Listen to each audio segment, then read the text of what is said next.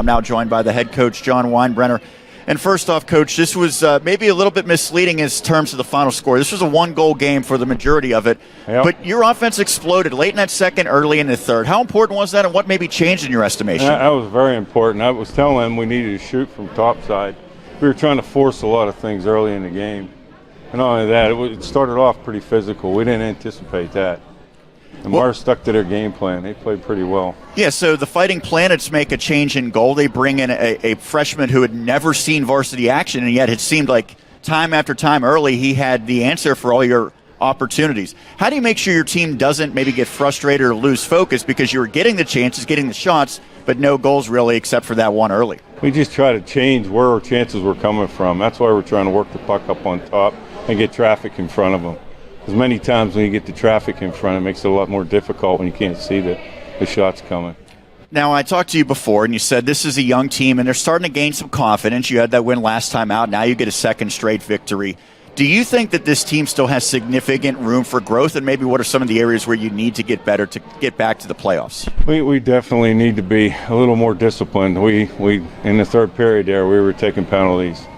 And we did that in the last game against Butler, and it's just one of those things. It's maturity.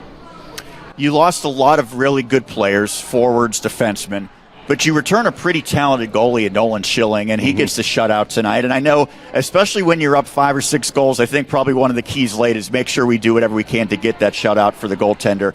What did you see from him tonight that allowed him to get that goose egg for Mars? He early on, some of the saves he made early, he got him in the game pretty quickly. You know, and then once he gets playing with that kind of confidence, everything flows pretty well. And the boys played really pretty well in front of him as well. It seems like I would say that it's a fair assessment that this first half of the season comes to a conclusion, usually around the Christmas break, so you still have a handful more games before you get there. Where do you think your team's at compared to where you want to be? Well, December's going to be rough on us. There's no joke there. We got some rough games coming up, and we're going to see what we're made of. And we may have to change some things here and there, but we're working on it. And lastly, it is a significantly different roster than the teams that went to back-to-back championships. But what do you like and what's maybe unique about this year's version? Our speed. And we just really got to be disciplined, work the puck around a lot more. I mean, we're not that big of a team, but we got some speed. So. Well, certainly you used it tonight, getting 6 goals. John, thank you so much for doing this. Congrats on the win. All right, thank you. That's John Winebrenner, the head coach for Franklin Regional.